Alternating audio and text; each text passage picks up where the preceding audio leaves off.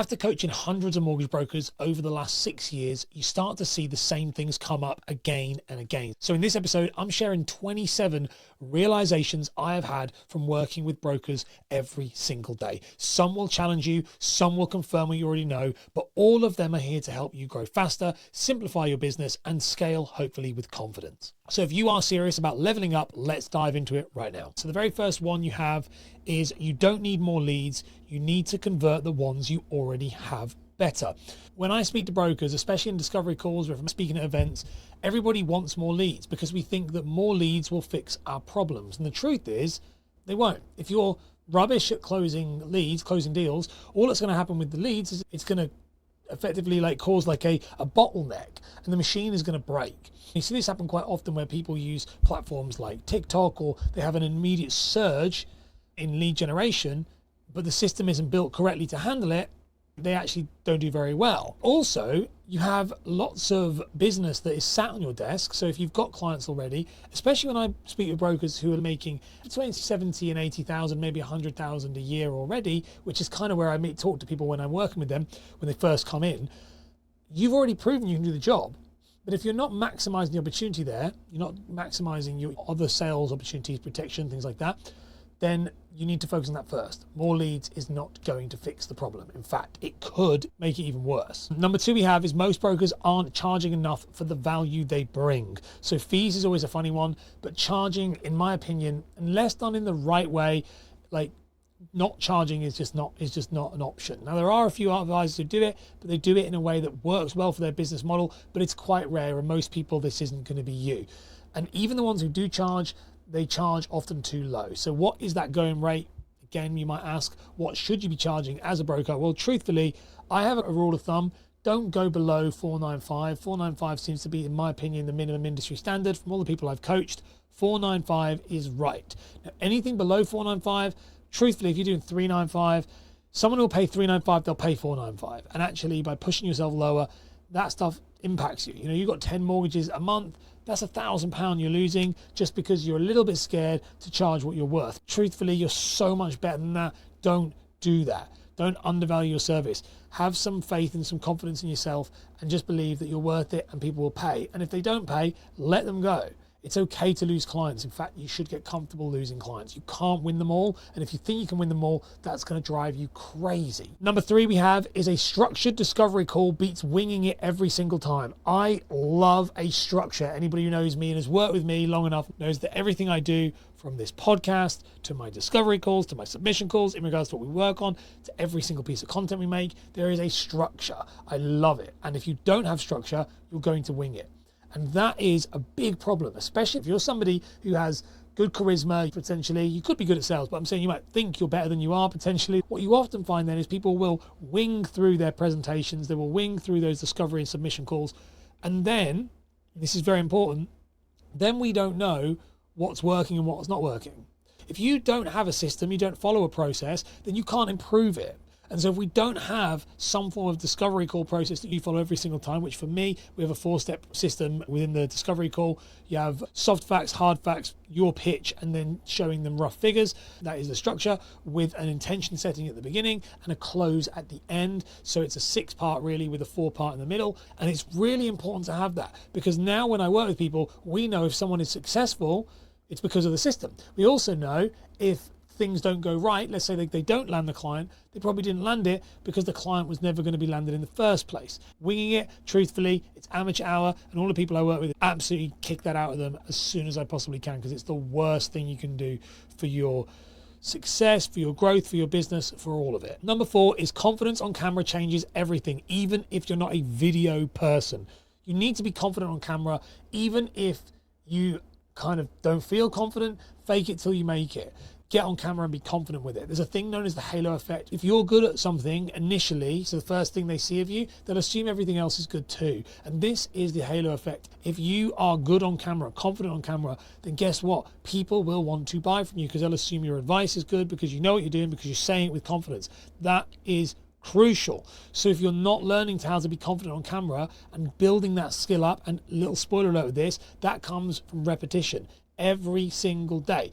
It's daily acts. If you just do it once and then think, oh, I'm not very good, I've done thousands, that's right, not hundreds, thousands of videos at this point. Thousands of videos is what makes me confident on camera. So if you aren't getting those reps in, you need to start now. Which leads me on to number 5, which is consistency trumps creativity when it comes to content. A bit like we said about getting those reps in to be able to be good on camera, consistency in pumping content out. The two of them link very nicely together, but if you consistently in pumping those content out, it's gonna actually build up momentum over more than creativity will. And a big mistake I see advisors make is you don't actually have to have very good content. You just need to be consistent. The good content, the stuff that's creative, that is different, that is outside of the box, usually means it takes a lot of time to make. And if it takes a lot of time to make, it's a time drain on you. It's a big ask. So if you're in that feast moment where everything's happening, everybody's finding houses, guess what the first thing is going to drop? That tedious Instagram reel that takes you an hour to make. But the ones who are showing up, picking up their phone, talking into the camera and just going, yeah, okay, this is what I know I'm doing. And here's a mortgage. Consistency is always going to trump creativity. If you have a desire to be different, then that is your ego. Put it in a box. You want to make money. That means you've got to be consistent. Number 6, we have protection isn't a nice to have. It's a revenue multiplier brokers ignore. Okay.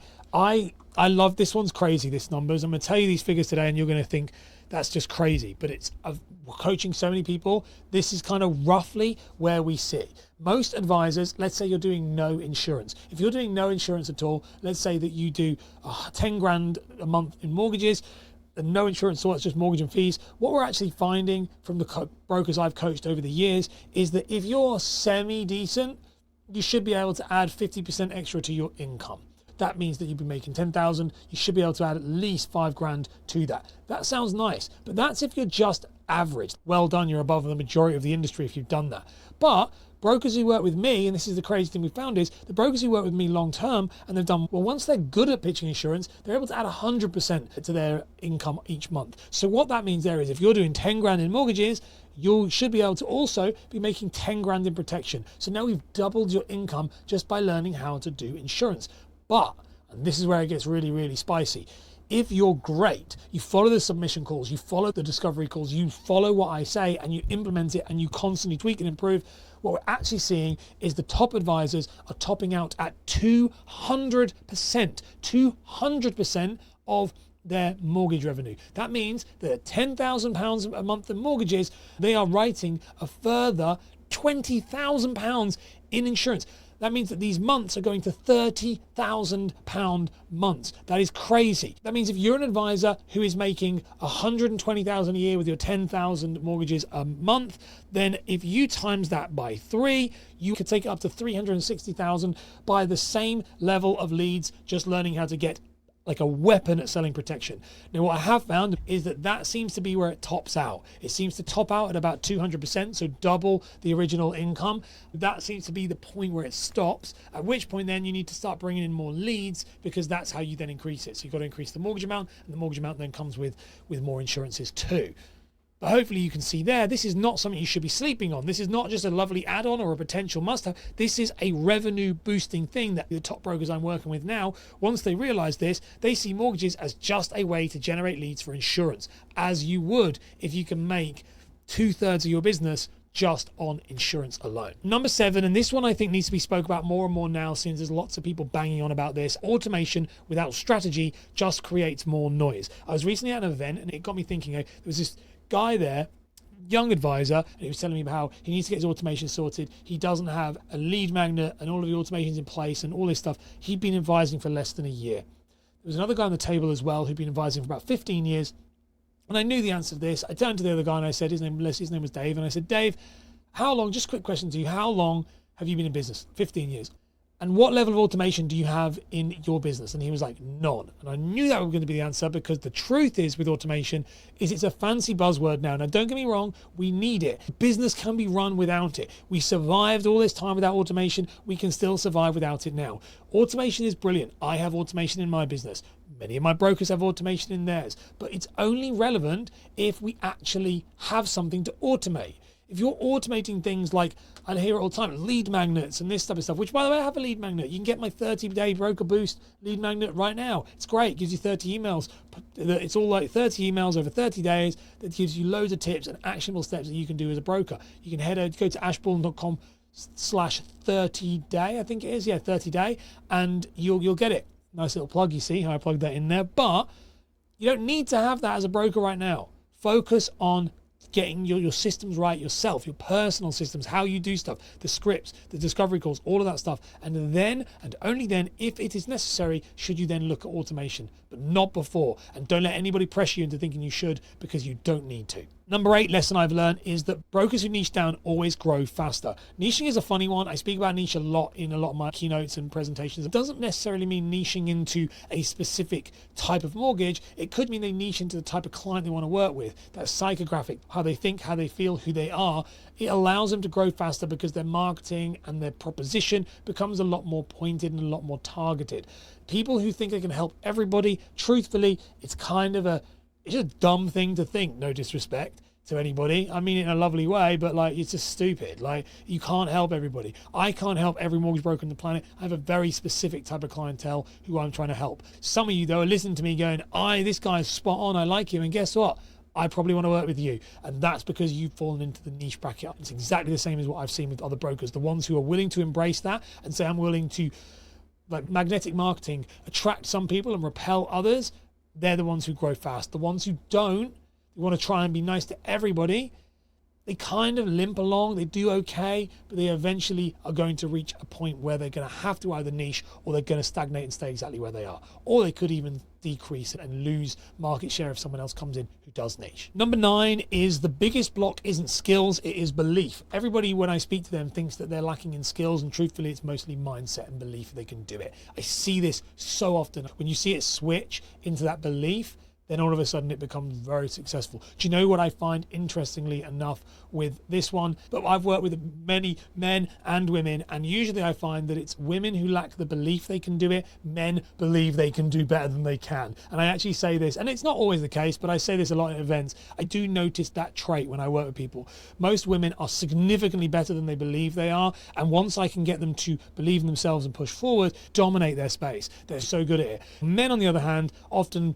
their egos, not always, but sometimes, will get in the way, and they feel like they're better than they are, but they won't be vulnerable enough to accept that if they could do it, it's not a skill problem, or I just don't have time, or there's always an excuse. So it's an interesting thing I've noticed with working with people. And I think if you are a man listening to that and you're hearing me saying that and you're thinking, I don't want to be that guy who actually is thinking, oh great, here's another ego. Because we all have it, me included, by the way. I'm probably fit exactly into that archetype. And if you're a woman listening to this thinking, I don't think I'm confident enough to do this, I'm here to tell you most likely are. You're most likely got all the skills that you need already to just blow the lid off your business. And I do think it's an interesting one that I've definitely noticed, which again, all this stuff I'm talking about here are just trends and things I've noticed over like the 6.5 years, hundreds of advisors that I've coached to look and go, okay, there's patterns, and if you fall into these patterns, maybe you can be successful too. Number 10, do love this one myself, which is everybody wants systems, but few are willing to slow down long enough to build them. Especially when I work with people, I often find that when I meet them, they're at a point where they've grown their business and they're now generating good levels of income, which is absolutely brilliant. I love that for them. So most people, when I meet them, they're going to be working with me. The minimum to work with me is 50,000 turnover a year. But realistically, most people I work with are close to that more like 100,000 mark. And the goal is to get you to that 250 if you're a one-man band. If you're not a one-man band and you're already hitting that, obviously it's multiples of wherever it is you are. Most people are doing well. They're in that 6-figure mark and they're busy. But they're busy fools. They're working hard. They're not working smart. And to work with me requires that we need to take a step back. We need to slow down. We need to start building these systems in place so that you can follow them and you can start to maximize your returns and no longer be a busy fool, which including me, I was the busy fool. I'm not anymore. I definitely have great work-life balance, and it's exactly the same for you. And so if what I see people do is, it's all great saying, I wish I could have more, I want a system, I need a process, and then stop as soon as it's like, oh, but I actually have to slow down. I can't do 20 mortgages this month. I have to do 10 and spend the other time working on things that are going to build that in. Because it's that whole concept that I love, which is, well, it's the Marines concept, I think it's Marines or some sort of military concept. And any of my marine people listening to this, I know I have quite a lot of forces who listen to this stuff. Let me know where it's come from, but it's that slow is smooth and smooth is fast. If you can do something slow, you can then do it smooth. If you can do it smooth, you can speed it up and make it fast. And I love that concept. The other thing I love as well, this quote, which is the fastest way to get to where you want to go is slow. And that is exactly the same concept. So if you want to have all these systems, all these processes, and it be slick and operate with less stress, you have to slow down. You need to win that battle. Don't let your mind over kind of ride you on that and say, yeah, it's okay. It's not okay. You need to be able to push through. You need to be able to slow it down, and then you can speed it up and make a lot more money later on, especially if you think about the insurances. If you're doing no real insurances or a couple, if you slow that down, learn how to sell it, you can make the same amount, if not more money for less work. Why would you not do that? Come on. Number 11 is it's not about being everywhere. It's about being relevant somewhere. This is a tough pill I had to swallow myself, and also one that many advisors struggle with. This concept of I want to be the advisor for everybody. I need to be on every platform and market to everybody and just be the best mortgage advisor in the world, or the best coach, protection coach or business coach, whatever you want to do. The issue is, and I remember a friend of mine actually who's a YouTuber said this to me. He was like, become the king of the smallest hill. He said, it's going to be easy, Ash, if you become the king of a small hill. The smallest hill you can find, be the king of that one, and it's going to be very, very simple. This is the same thing here. If you want to be the go-to person that everybody looks at when it comes to mortgages for X. Now that might be mortgages in your local area. That might be, within a 20-mile radius. For me, mortgages in Cambridge. It might be mortgages for first-time buyers. First-time buyers is too broad. It might be mortgages for self-employed first-time buyers. One of my long-term friends and long-term clients is a guy called David Sharpstone. He does mortgages for CIS. That's super niche. So he becomes the king of that. He's one of the top performers in this. All of his leads come from there, and he generates a lot of money from that. He does very well. And this is exactly the same for yourself. Don't try and dominate it all, either with your marketing, with your sales, with your targeting. It's much easier to be the king of the small hill, because then you can just raise the hill a little bit, or you can reinforce your defenses and make yourself so impenetrable that no one's going to topple you off the top of that hill. And I think that's something that I'm a big fan of. I own my niche. I own my space. I don't try to scale. I don't try to grow out of it. Everything I do actually is about strengthening that hill so that I am bulletproof. And I definitely see the advisors doing well from this are the ones who embrace that type of mindset instead of constantly trying to grow bigger and bigger and bigger. Number 12 is discovery calls that don't pitch protection, are just admin. They are really. Discovery calls, the initial timely chat. If you're not talking about protection at all, you're just doing a fact find. You're just doing an admin task. Discovery calls should be talking about why they should work with you. And one of the biggest reasons is the financial risks that will be in front of them if they choose to go down the route of buying a house. That is your chance to pitch protection. You open the loop and you close the loop in the submission call. But you need to open that loop. If you don't open that loop, then guess what? The people who don't open that loop are the ones then who you then catch them off guard in the submission call and go, hey, we need to talk about protection. Or even worse, you get them through the mortgage and then you go, my favorite one, we got this, my advice comes in 2 equal parts. I'll get you the mortgage, then I'll get you the insurance. No, you get them both together. You pitch them together at the beginning and you stick them together all the way through. Don't get caught up in trying to split them. You're doing it because you're avoiding it. You're kicking the can down the road. Number 13, this one's a controversial one. People don't like it. It gets me in trouble whenever I talk about it. But the truth is, you cannot outsource authority. So what do I mean by outsource authority? Stop going to done-for-you marketing services. Different if it's like SEO and lead generation in that way. But social media stuff is absolutely fine. It's absolutely fine if you want to work with somebody to do that. But personally, you are outsourcing your authority, and you're doing it to tick a box to say, I've done my social media, we're fine. Then you sit in a network meeting with people and you go, oh yeah, we do social media, don't really get much from it, or I pay X amount of pounds a month to do it and it's fine. And it's fine, good for you. You tick the box, you feel like you're on it, you moan that it doesn't work, and that's great. But you are outsourcing your authority because your social media is your brand. It is your online identity, which in today's world is more important than your physical identity. And yet so many people cannot grasp this. So when you're paying someone to shoot your videos or paying someone to make your Canva posts, all great. And a lot of my clients work with some of the people who you probably are thinking I'm talking about. And they do great as a supplementary way of adding content to their stuff. So they have some high quality videos or they have some high quality Canva posts, and that's fine. But it never should outweigh you making your own content and being grassroots and building your own authority. Don't leave that to somebody else, because it is a silly move.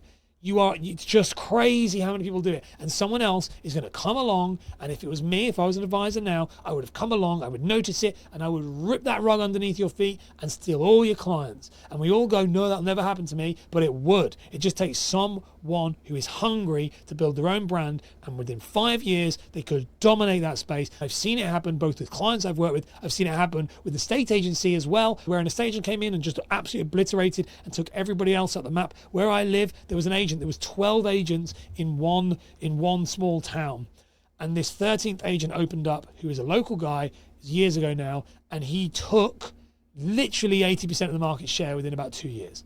Just obliterated them. Now, many people in the estate agency world will know him. He just came along and just flipped the whole thing on its head, and everybody else was starved, and they were like shutting and they were moaning, and no one could deal with it. Don't be that person who's vulnerable to that. Build your own authority right now. That's what the winners are doing. And if you want to be a winner, then do what they do. Number 14, a lack of time is usually a lack of clarity. A lot of people speak to me about time management. They don't have enough time. They don't think that they're too busy, they ran off their feet and stuff like that. I've noticed over the years of this is that some of my top performing advisors, and when I say top, I mean like multiple six figures, some of them moving close, inching close. Some of them are seven figures, but they're not like on their own. They're like firms. There's a few that have tipped over that $500,000 mark. They don't have bad time management. Then it's always somebody that's doing about 70, 80,000 who's maybe 100,000 who's like, I can't deal with it. I've got so much time. You don't understand. And it's like, no, I don't think you understand. I think you are a busy idiot. We need to fix that. You don't have a time shortage problem. You have a time management problem, which means you're unclear on what is around. You're unclear on how to use your time. Now, a little trick with this, how do I use my time? And I've done episodes on this before, but really simple about this. How do I use my time? I just time block. So I sort my days in different things. I have like 3-3-3 and all this type of stuff. But truthfully, the easiest way to sum it up is a time block. And I give myself a minimum of an hour for doing everything. If we look at my day, every day is in an hour chunks. Client calls an hour, editing's an hour, this is an hour, recording this. Everything is in an hour. And so I know that I've got this amount of time, and it's easy then, because I can allocate the hours then to the things that need the time. It's super simple. I do a hell of a lot more than most of you listen to this, a lot more. If you look at my diary, it's crazy. And I don't feel stressed out and tired. My clients who are top performers don't feel stressed out and tired. So it's a clarity thing. It's a focus thing. It's not a time management problem. It's not a available time problem. The ones who grasp that and then start to change their habits, they do well. The trick with this, obviously simple, stick to it. So if you say you're going to do X amount, you say you're going to do a default diary, well, it only really works if you stick to the default diary. If you don't stick to the default diary, you just made a really nice fancy diary and then you're just doing your own crazy stuff again on your own. I live to my diary religiously. My diary is absolutely jam-packed. You can bring up my diary and here you can see everything on the screen. This is my diary and it's completely time-blocked. Everything is there. And I live by it every single day. It tells me on my iPad, it tells me on my home laptop as well as my computer in here. Stick to it religiously. If you don't, well then you're going to feel stressed. Number 15 is the best brokers ask better questions, not give better answers. And truthfully, you just shut up. Ask them a question, leave them alone. Ask them a question, leave them alone. You don't have to make yourself look smart. You don't have to give them all the fancy answers. You just need them to talk. And this is the same with all of it. I was watching a call recently. We were reviewing the calls from some of my clients that they'd had with their clients. One of my clients, Phil, he absolutely smashed it. He just didn't really talk. And we can see how much they talk on the software we use and the ratio to the client. For the first 15 minutes, it was probably 90% the client and 10% him. Then it shifted to about 50-50 as he used it for the next section. Then it shifted to all him because it needed to be for a pitch on him. And then it shifted back to about 90% them and about 10% him. Massive amount of questions that allow them to open up and share all the stuff that they need to tell him. It's so simple. We just have to get better at asking those questions. Practice them is the biggest bit. Number 16 is most social media struggles come from overthinking, not from underskilling. Social media, we just overthink way too much. We think we need to know when to post, what to post. We need to know at what time. We need to know what platform we should do it, all of this stuff. And the truth is, yes, there is skill to it. Yes, there are nuances to it. Yes, if you worked with me, I will teach you all of those things. But the truth is, you just need to start. Just post. It's okay. Get out there and post. Just don't overthink it. It's all in your head. And the people who come up with these plans, these themes, pick up your phone, get your phone, go onto ChatGPT, search the top 100 most asked questions for X, first-time buyer, getting a mortgage, self-employed, whatever, and then get 100 of those questions, pick up your phone and do one of them every single day. Simple. Those are the ones you need to do. If you do that, you'll win. If you don't, and you start thinking you need to have some elaborate part 1, 2, 3, 4, 5 stuff, it ain't going to work. It's going to get yourself in a situation where you'll be analysis paralysis and you'll keep restarting your marketing and it's just not worth it. Number 17 is a simple Calendly link can fix half your diary chaos. So I talked about diary management, but truthfully, one of the biggest things you can do is get a Calendly link. And again, you don't need to have some sort of automation, fancy stuff like Go High Level. I use Go High Level. Many people do. Go High Level's good. It's very good. But you don't have to have it. Calendly is great. It's like $10 or $15 a month, and it solves so many problems. Just a simple Calendly link to your diary with about 5 questions. Make it required so you can get some information. And interestingly, and I was actually saying this to somebody yesterday when we were talking about their marketing and stuff. They were like, I need a CRM system and all this stuff, automations and lead magnets and funnels. And I said, look, all you need is Facebook and Instagram Reels coming out every day, stories going out on Facebook and Instagram every single day, 3 to 5 stories a day, 1 video a day on Reels, and then a Calendly link. And truth be told, that is the basic package that you need in order to be successful. Everything else is layers to that cake. Of course, it increases the chances of you owning and dominating that hill that we spoke about. Those 3 things, that's what you need. Awareness content, which is Reels, nurture content, which is stories, lead gen, which is a calendar link. Done. Got those 3, that's a funnel. You don't need any more than that for now until you build it up. And then when you work with me, we'll optimize it and add more stuff on.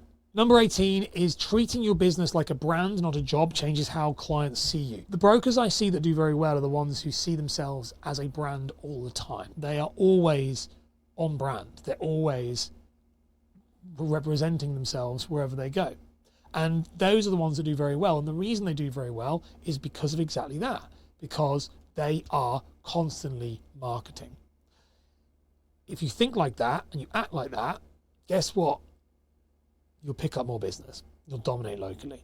If you think of it though, this is my 9 to 5, even though I'm self-employed, because you pretty much all are, but there are advisors who are self-employed advisors, but they clock out and treat it like a 9 to 5. Usually they've left some form of 9 to 5 job and that's what they feel like. They're making 30, 40, 50 grand a year. They're doing okay. But you're going to get beat. You're going to get steamrolled by somebody that comes along and treats it like a brand. The most successful ones are the ones who are always on. And if you ever meet me at any events or anything like that, or speak to me on discovery calls, you will realize pretty quick that exactly how I am here is exactly how I'll be on a discovery call, which is exactly how I'll be if I meet you at any industry events. I'm always on brand because why would I not be? Number 19 is the brokers who succeed long-term know their numbers and they live by them. So knowing your numbers, knowing your data, it is important. I'm not somebody that gets obsessed with data. So I'm not somebody that's like, like the data says X, so we must follow it. I'm absolutely somebody who looks more holistically at things. But at the same time, the shift in my business and the shift in brokers I've noticed is when we do know our numbers. Once we know the numbers that matter, then we are successful by it. So what should I be looking at with those saying know my numbers? I would want to know, what is my submitted business? This is the first thing I want to know. How much business am I submitting every month? What is my submitted business? What is my banked business? They're the 2 first ones. I'd want to also know what has been my submitted and banked business in the last 90 days. I'd want to know that. I'd also want to know what has been my submitted mortgage fees, my submitted mortgage prop fees, and also my submitted insurance. I'd want to know that because I want to track how close I am to that 100%, 200% increase so you can work out how good you're doing. Those are the other things I want to know. I would also want to be tracking how many people are booking in calls with me, so how many leads I'm getting per month, and also how many people are so leads I would class as active and passive leads, meaning people who are booking a call or people who are downloading a lead magnet if we have one. And so that would be, for example, with myself, people who book a discovery call, and then the lead magnet one would be people who download any of my blueprints. That is lead generation metrics. That means business right now and business in the future. And then we also have business that's been done. Those are the numbers that you want to know, and you'd want to be tracking those every single month. And actually, I would be rolling that 90 days. That's how I would do it. So it's a rolling 90-day figure. I'd also recommend that you actually once a year go over the last 100 clients that you worked with if you've done 100 mortgages that year. If not, that's fine. But go over the last 100, or if you're really good, go over the whole year. From that year, what traits can you find and trends from those clients? That could be gender, that could be location, that could be job role, that could be age, that could be how they feel or think, whatever it may be.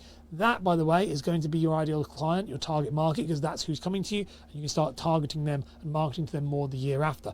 You need to know these numbers and these data points. If you don't know these are the ones that will catch you out. Now, do I mention likes, follows, shares? No, because they're irrelevant.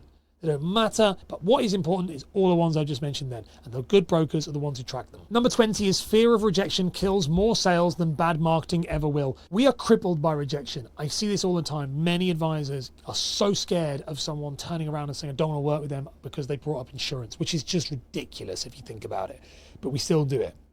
And that fear of rejection will stop you from getting any business. And yet, we push that to the side, as we said, and we think, oh, my marketing's bad. If you show up and you're just there, what you're selling is relatively unentertaining. It's not boring, it's just unentertaining. So if you're bad marketing, you can get away with bad marketing for years, if not forever.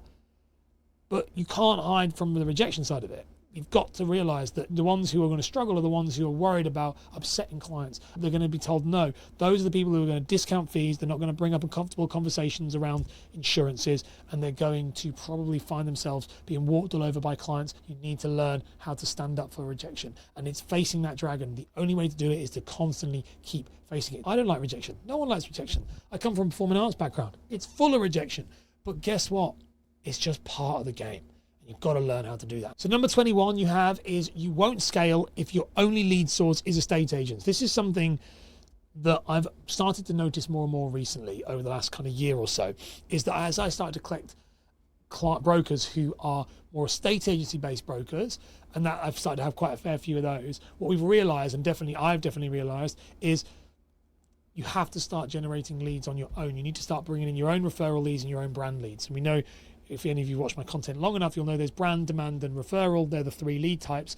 And you need to start bringing in, the estate agency is pure demand. So we want to start bringing in referral and brand as much as we possibly can. You will only ever hit a ceiling and scale to a certain point with estate agency leads. And the problem with estate agency leads is that they're not yours. You're building it on borrowed ground. It's not your client. And the issue I actually say this quite often is estate agent leads are high urgency and low trust, meaning I have to get it done now, but I don't trust you because you just come from the broker, from the agent. It's a really strange combination. And if you built your business on that, at any point, if the agent decided we don't want to refer to you, you collapse, your business implodes. And there are lots of businesses I know, but I speak to, which we're rectifying this problem, but this is a shortfall, big shortfall, and you don't want to get caught out with that. So if you are somebody who does predominantly rely on estate agency leads, it's time to diversify. You need to spend probably a half of your time or a third of your time focusing on new lead sources. And if that means doing less estate agency business, you should do that at the short term, because it's such a nice, easy kind of place to just keep going and going until eventually we're cut off. And when we're cut off, it becomes a big problem fast. All right, and I've seen it, I'm seeing it, and we're rectifying that shortfall. But yes, it is brutal, and it's something I think we need to talk about more. So that's one of them. Number 22, this is actually one, if you ever started to work with me or you work with another coach, and that is the real work happens between the coaching calls, not during them.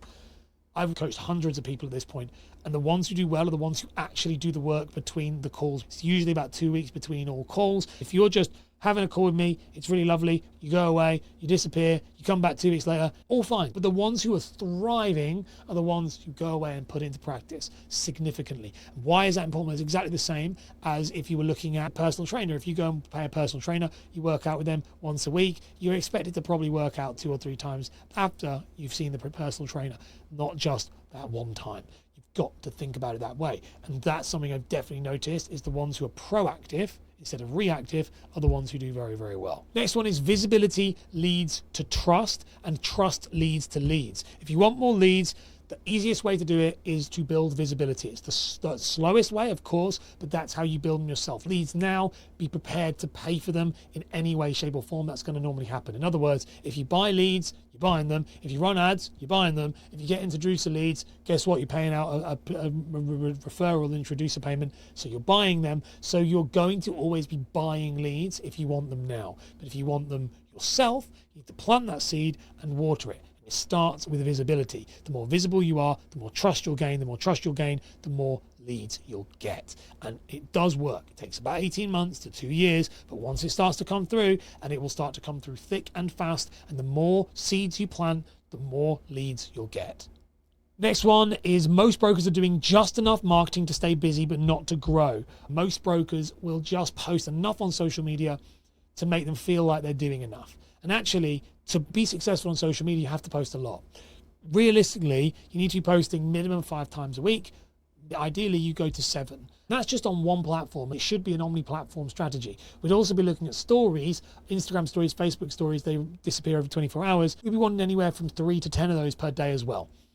So that's quite a lot. So 77 posts a week on an ideal minimum standard. That seems crazy, and it always does. When I say that, people go, what? It's not as hard as you think. Systems, processes, good stuff in place makes it all very, very simple. But that is the volume required to make things grow. Whereas most of you will be making content, putting out there. You might pick a lead up every now and then. You're kind of reminding the odd person down the road that, yeah, you do mortgages and you might pick one up. But if you want to actually grow and do well, you have to embrace it fully, grab it by the bull, by the horns, start to dominate that market. And you have to do a lot. And that amount that I just said then, that's the minimum standard. Another lesson I've learned is that sales is a skill, not a personality trait. I think that I hear a lot of people say this, and this is one that it doesn't get on my nerves. It's just a one that comes up a lot, which is, I'm not a salesperson, I'm an advisor, or I just don't like sales. Sales is, you should like sales. Sales is good, it's a great job. And if you don't like sales, and you're not a salesperson, then get out of the industry. And I tell you what, get out of the industry and go and find a job working for the government or something like that. Nearly everything is sales. Nearly everything. You've got to learn to sell. And sales is it's a skill. You can learn it. Anyone can learn it. You have scripts you can follow. You follow it, you say it, you win. Sales is something you can learn, and everybody can learn it. What is lovely about sales is your personality and your traits and what you have will shine through that, but everybody can sell, layer their personality on top of the framework that sells. And the ones who are selling from their personality, they are actually doing a lot of those things unconsciously and don't realize they're doing it. And then when I work with them and we look at it, we go, look, well, actually you're doing all these things already. Great. Now let's control it. You've been letting it kind of control you and do its own thing, but now we're going to control it and make it do what we want it to do. And that's the whole thing with sales. It's actually not that hard. You say the right things in the right places. It's like hitting the points on a wall to make it break. If you hit the right points, you make the client see the need, guess what? It works. Most of the time, it's just about being honest and upfront. That's what I love about sales is that good sales is just helping somebody. So when people go, I don't want to be a salesperson, I want to help people. When you help people find the solution and you happen to sell the solution, that's a win-win all around. Another lesson I've learned from watching people is that without accountability, strategy is just wishful thinking. What does Mike Tyson say? Everybody has a plan until they're punched in the face. And I think that's exactly the same here. Without the accountability of someone there holding your hand, and that doesn't have to be me. I mean, I'm nearly full most of the time. As of right now, I'm fully booked. But there are people out there. You've got coaching programs to be in. You've got people who are in your networks. Without accountability, your strategy is just going to be wishful thinking. It's just going to be nice. It's going to be fluffy, but it's going to be very, very rare that you're going to stick to it. And that's why accountability is crucial. I have accountability in my life for everything. I have accountability partners with my wife, where I tell her I'm going to do stuff, I'm going to do it. I have my own coach that I work with. We all have to have someone we're accountable to. And sometimes I even make myself very accountable to me. It's like me looking at me as the business owner versus me being the coach. Accountability is vital. And if you don't have accountability, you can spout all of the dreams in the world. And I get this a lot, by the way, when someone gets in the call with me and they'll say, on a discovery call, and they'll say, my goal is to grow my business and sell it. And I'm like, great. Where are you at? Oh, well, I'm doing like 80,000 a year. I'm really busy. I'm overworked. Haven't got an admin. I'm like, we are worlds away from where you think you're going to be. Maybe let's just try and get some structure back in our day and just maybe not feel like we're going to implode every morning when we look at our diary. Maybe then we can work our way slowly up. We know we're near a saleable business at this point. Let's just slow it down. And that's where accountability comes in. You could make your way to a saleable business. Maybe. Could be. I'm not a big fan of saleable businesses, personally, but that's a whole different probably podcast for another day. If those realizations hit home, make sure to check out my free masterclass on scaling your mortgage business using my staff framework. The video is on screen right now. Give it a click.